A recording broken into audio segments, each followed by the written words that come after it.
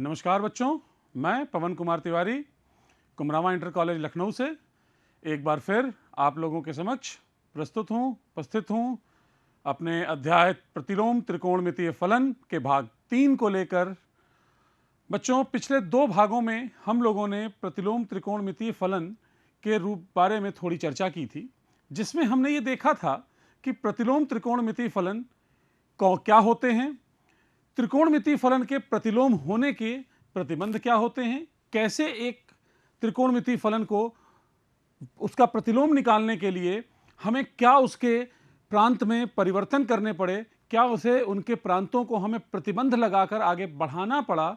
उन प्रतिबंधों के साथ हमने उसके प्रतिबंधित प्रांत को देखा और अब हम उसके गुणधर्मों को देखने की बात करेंगे। पिछले कक्षा में हमने उसके मुख्य शाखा की बात की थी। आज हम उसी मुख्य शाखा से आगे बढ़ते हुए इसकी कुछ सूत्रों की बात करेंगे, जिसको कि हम लोग गुणधर्म कहते हैं, और उस पर आधारित हम लोग प्रश्नों की आज चर्चा करेंगे। तो बच्चों, आज जो हमने आपको जैसा बताया 2 बातों की हमें आज चर्चा करनी है और ये दोनों बहुत महत्वपूर्ण हैं। सबसे पहला है त्रिकोणमितीय, देखिए त्रिकोणमितीय फलनों के गुणधर्म। ये चर्चा आपको सबसे ज्यादा महत्वपूर्ण है क्योंकि ये गुणधर्म का मतलब यहां पर है, इस गुणधर्म का मतलब है हम इनवर्स ट्रिग्नोमेट्रिक फंक्शन के फॉर्मूलों की बात करना चाहते हैं। यहाँ के सारे फॉर्मूले हम सीखेंगे कि कौन से फॉर्मूले हैं जिनको हम लेकर अपने प्रश्नों को हल करेंगे, और फिर उनके इन गुणधर्मों के ऊपर हम कैसे प्रश्न पूछे जाते हैं बोर्ड परीक्षाओं में, इसकी चर्चा करेंगे। बच्चों, ये चैप्टर मैं बार बार आपसे बता रहा हूं कि हर दृष्टि से बहुत महत्वपूर्ण है। ये अपने आप में जो एक चैप्टर है, इसके बोर्ड परीक्षा में 5 से 6 अंक के प्रश्न आपको देखने को मिलेंगे, लेकिन ये उतना ही महत्वपूर्ण आपके लिए हो जाता है जब हम डिफरेंशिएशन और इंटीग्रेशन की बात करते हैं। डिफरेंशिएशन और इंटीग्रेशन में इससे संबंधित प्रश्न भी आपको बहुत सारे देखने को मिलते हैं और ये बहुत महत्वपूर्ण अभ्यास प्रश्नावली वहां की होती है। इसके ऊपर अलग से एक पूरी एक्सरसाइज आप वहां भी देखेंगे। तो इसलिए आज की ये क्लास आपके लिए बहुत महत्वपूर्ण होगी, क्योंकि हम इसके सभी सूत्रों के बारे में विस्तृत रूप से आज आपके साथ चर्चा करने वाले हैं। तो बच्चों, आइए हम लोग शुरू करते हैं। देखिए बच्चों, प्रतिलोम त्रिकोणमितीय फलन के गुणधर्म में यह सबसे पहली आसान सी चीज है।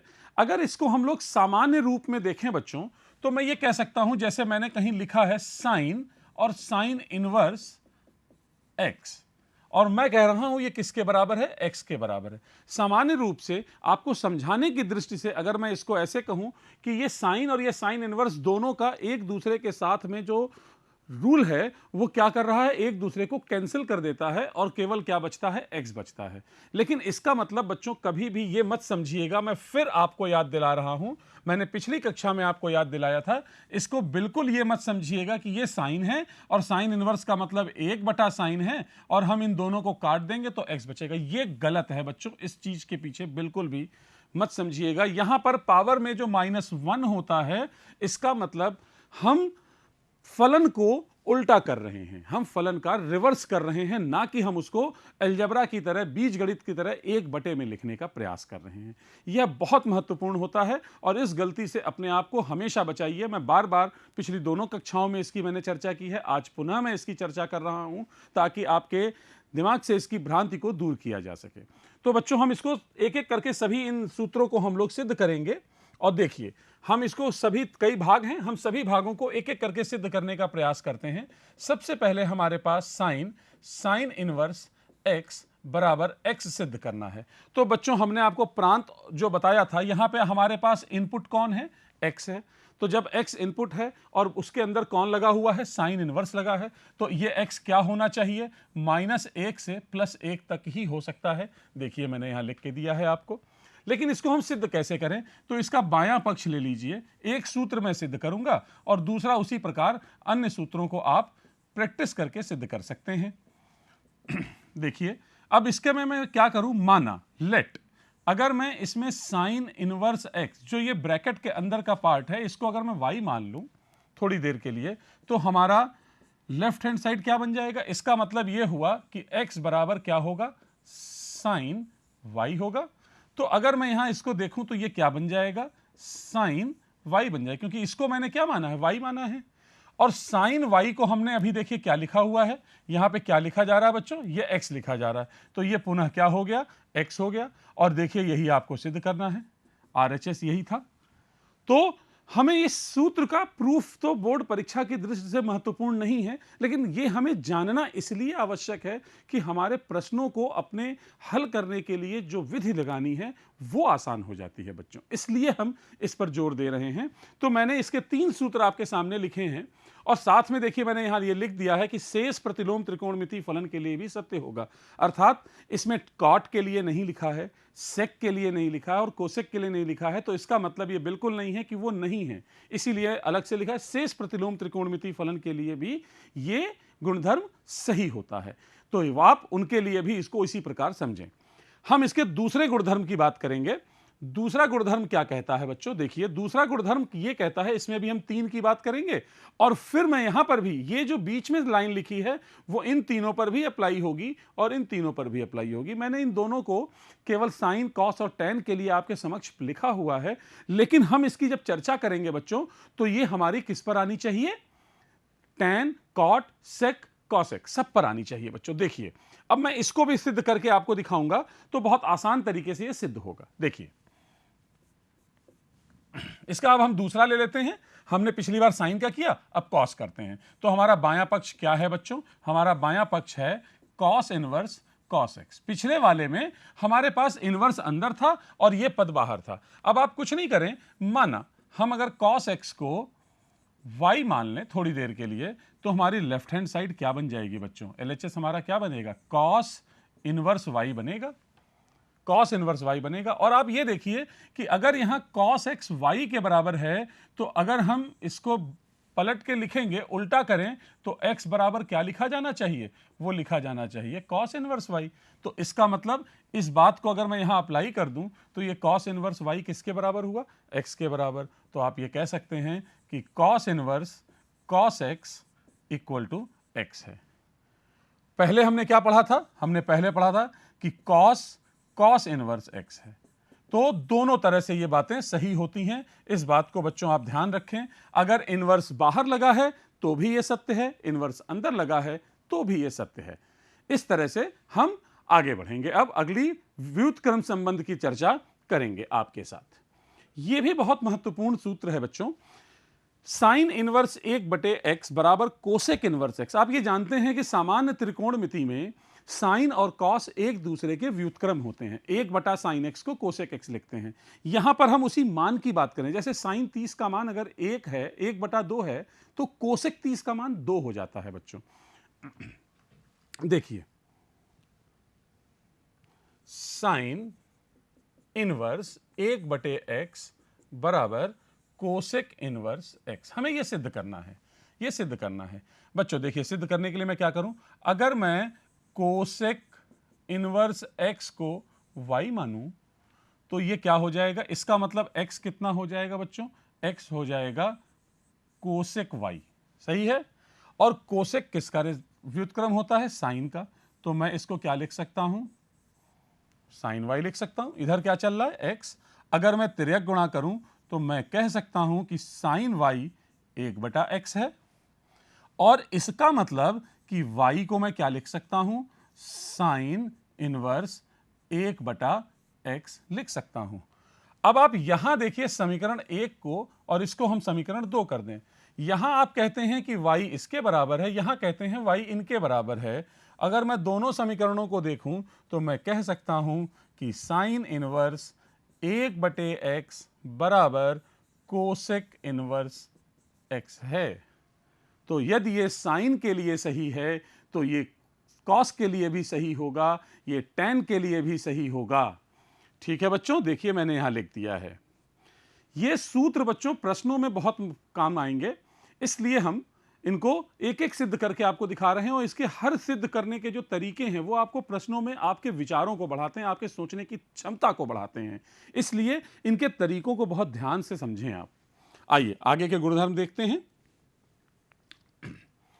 देखिए बच्चों ये प्रॉपर्टी बहुत आसान है। आपने सामान्य ट्रिग्नोमेट्री में यह पढ़ा है कि साइन ऑफ -x क्या होता है, -sin x होता है बच्चों। अगर हम tan ऑफ माइनस एक्स की बात करेंगे तो ये माइनस tan x होता है, और अगर हम कोसेक माइनस एक्स की बात करेंगे तो ये माइनस कोसेक एक्स होता है। इसी प्रकार से यहां पर अगर हम इनवर्स में बात करेंगे तो इनके लिए भी ये बात सही है। अगर हम साइन इनवर्स माइनस एक्स कहें तो माइनस साइन इनवर्स होता है। लेकिन कैसे होगा, तो इसको अगर मुझे सिद्ध करना हो तो मैं इसको आसानी से सिद्ध करता हूं। मैं इस वाले हिस्से को बाएं पक्ष से शुरू करता हूं और मान लेता हूं y बराबर साइन इनवर्स माइनस एक्स।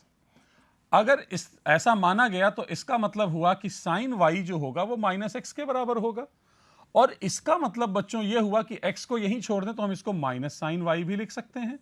अब आप जानते हैं अगर मैं इस सूत्र का प्रयोग इस जगह पर कर दूं तो मैं इसको लिख सकता हूं साइन माइनस वाई बराबर एक्स, ऐसे लिखा जा सकता है।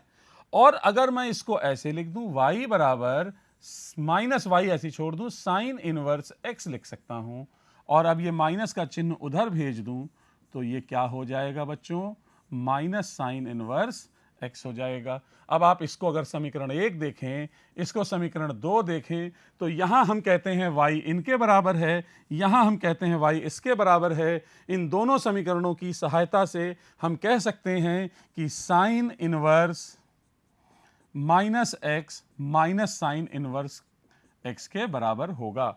ये सूत्र मैंने सिद्ध करने के साथ इनको इसलिए बच्चों आपके लिए लिखा क्योंकि आप इन दोनों की एक दूसरे के साथ जब तुलना करेंगे तो आपको दिमाग में अपने ध्यान में रखना आसान हो जाएगा, क्योंकि दोनों मिलते जुलते से हैं, इसलिए इसको हम लोग आसानी से ध्यान रख सकते हैं। और इसमें इन तीनों के लिए है। लेकिन बच्चों आपको ध्यान होगा, अब मैं आपको याद दिलाता हूं कि cos माइनस एक्स अगर आपने पढ़ा था तो इसको हम लोग cos x लिखते थे, cot माइनस एक्स या sec माइनस एक्स भी प्लस होता था। इसलिए यहां पर इनके सूत्र बदलेंगे इन तीनों के, और इनको हम लोग अब देखते हैं। cos inverse minus X equal to, देखिए क्या सिद्ध करना है, pi minus cos inverse X. बच्चों एक बात ध्यान रखेंगे कि इसका जो आपने प्रांत पढ़ा था वो प्रांत क्या था, मुख्य मान क्या होते थे कॉस के, 0 से पाई होता था, इसलिए यहां पाई आया भी है। लेकिन हम इसको सिद्ध कैसे करेंगे, तो हमने माना y बराबर कॉस इनवर्स माइनस एक्स, हमने मान लिया, तो इसका मतलब कि कॉस y कितना हो जाएगा बच्चों, माइनस एक्स हो जाएगा। इसका मतलब कि माइनस का जो कॉस y होगा वो x होगा। अब आप देखिए इस माइनस को मैं अंदर नहीं ले जा सकता हूं, क्यों नहीं ले जा सकता हूं, क्योंकि cos of minus theta cos theta ही होता है। तो अब ये माइनस को मैं अंदर एडजस्ट कैसे करूंगा, तो इसका आसान तरीका आपने पढ़ा है, सूत्र पिछले साल पिछले वर्ष, cos 180 minus theta pi minus theta is equal to cos minus cos theta, आपने पढ़ा है ये।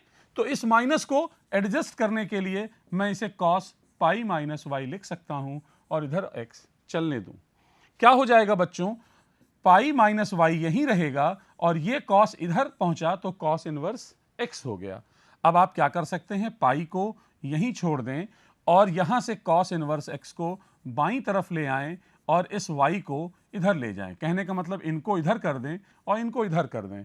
अब आप देखिए कि पाई माइनस कॉस इनवर्स एक्स वैसे ही रहा, और यहां से y का जो मान है समीकरण 1 में जो y का मान है, इस मान को उठाकर इस जगह रख दीजिए। किसकी जगह रख दीजिए, y की जगह। तो क्या हो जाएगा, cos inverse of minus X equal to pi minus cos inverse X. बच्चों ये प्रॉपर्टी बहुत महत्वपूर्ण है और इसके हमें सिद्ध को सीखना आवश्यक है, क्योंकि ये हमें कुछ ट्रिग्नोमेट्री से जोड़ते हुए बात को कर रहा है। बहुत महत्वपूर्ण प्रॉपर्टी थी बच्चों ये। इसके बाद हमारी अगली जो प्रॉपर्टी है वो बच्चों है, हमने पढ़ा है sine square theta plus cos square theta equal to 1। सबसे पहली प्रॉपर्टी, सबसे पहला सूत्र जो हमने ट्रिग्नोमेट्री में सीखा वो है।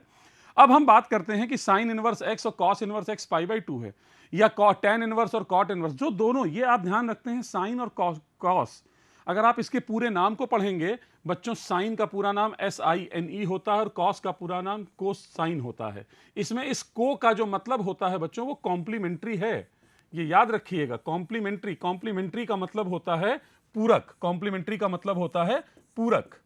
और पूरक कोण कौन से होते हैं? जिनका योग 90 का होता है। तो साइन और कॉस एक दूसरे के पूरक हैं।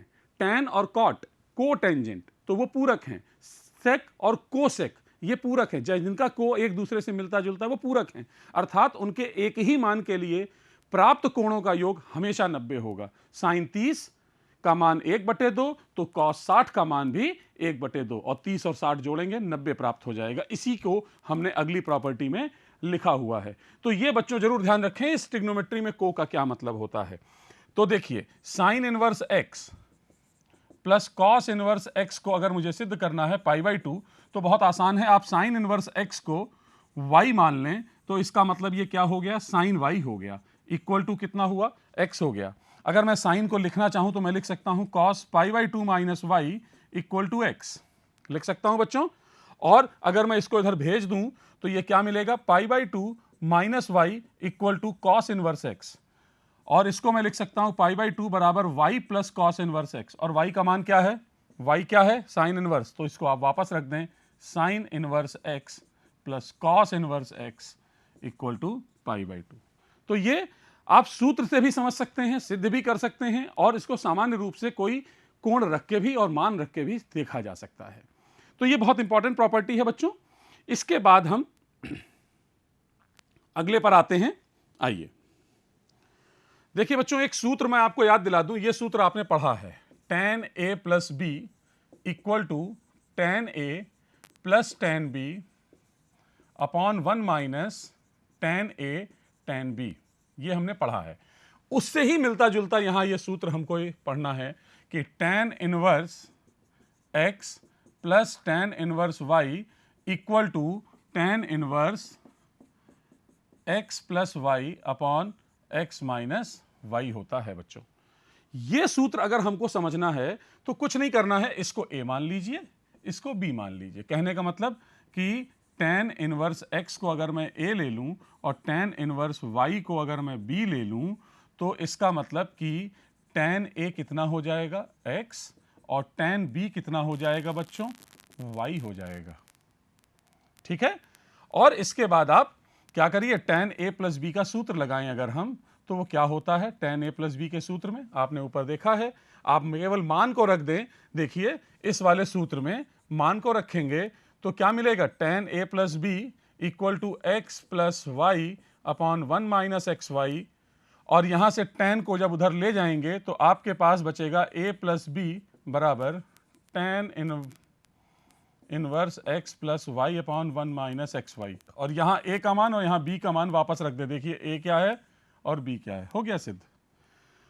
ध्यान रखना है बच्चों कि हमें इन सूत्रों को सिद्ध कैसे करना है, लेकिन इस सूत्र को बहुत ध्यान रखिए, सबसे ज्यादा प्रयोग होने वाले सूत्र यही दो हैं, tan inverse x plus tan inverse y। लेकिन इसका प्रतिबंध याद रखिएगा। इस वाले में इस प्रतिबंध के साथ हमेशा आपके साथ एक प्रश्न को देखा जाएगा। हम इस प्रश्न की चर्चा आपके साथ अगले वाली क्लास में जरूर करेंगे, जब इस सूत्र को थोड़ा घुमा के पूछा जाता है। अब इसके बाद बच्चों हम एक चर्चा करेंगे sin 2a cos 2a tan 2a। ये तीन सूत्र हमने पढ़े हुए हैं, sin 2a cos 2a tan 2a। लेकिन आप ये याद रखें कि tan 2a का जो एक सूत्र होता है 2 tan a upon 1 minus tan square a।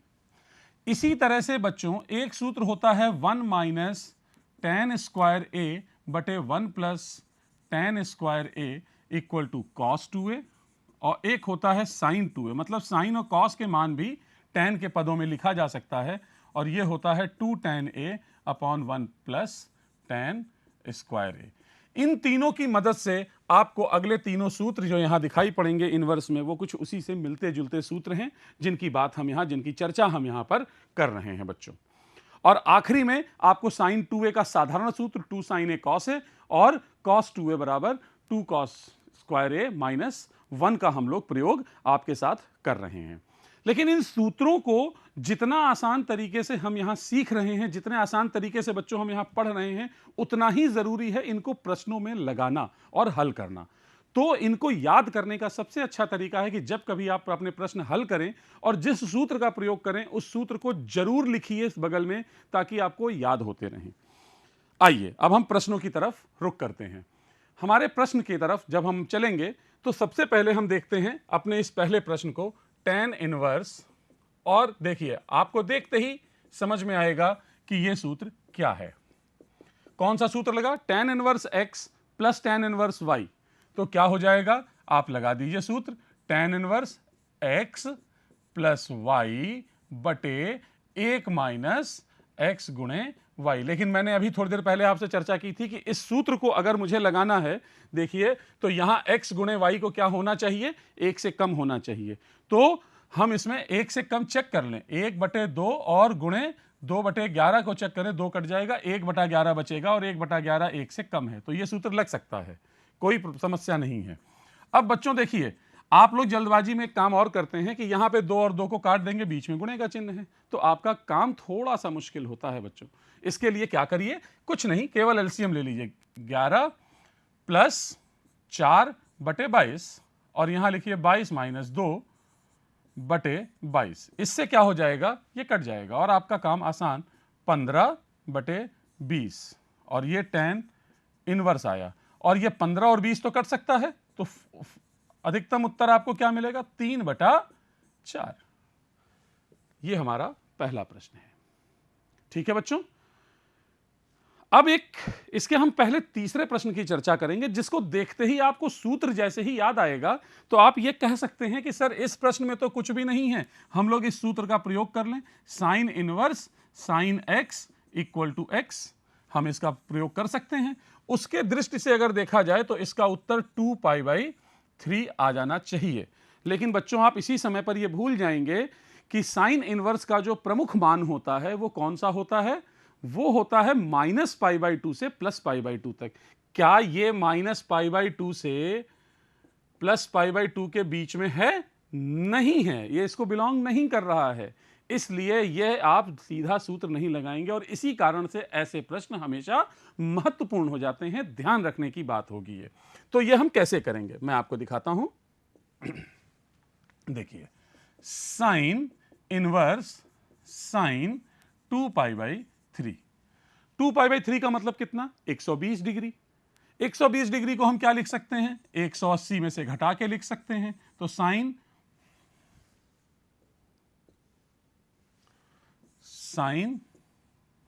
Inverse sine 2π/3, देखिएगा इसको हम क्या लिख सकते हैं? साइन पाई माइनस π/3 लिख सकते हैं बच्चों।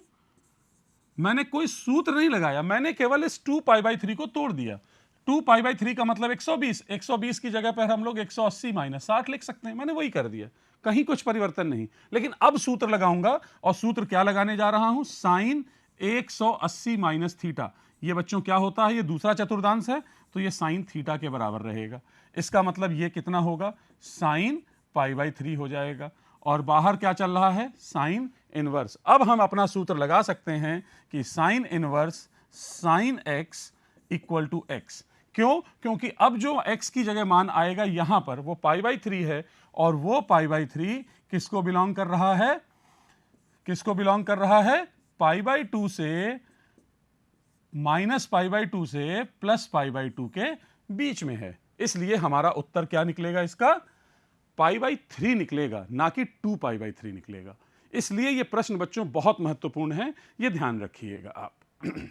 इसके बाद हम लोग आगे चर्चा करेंगे।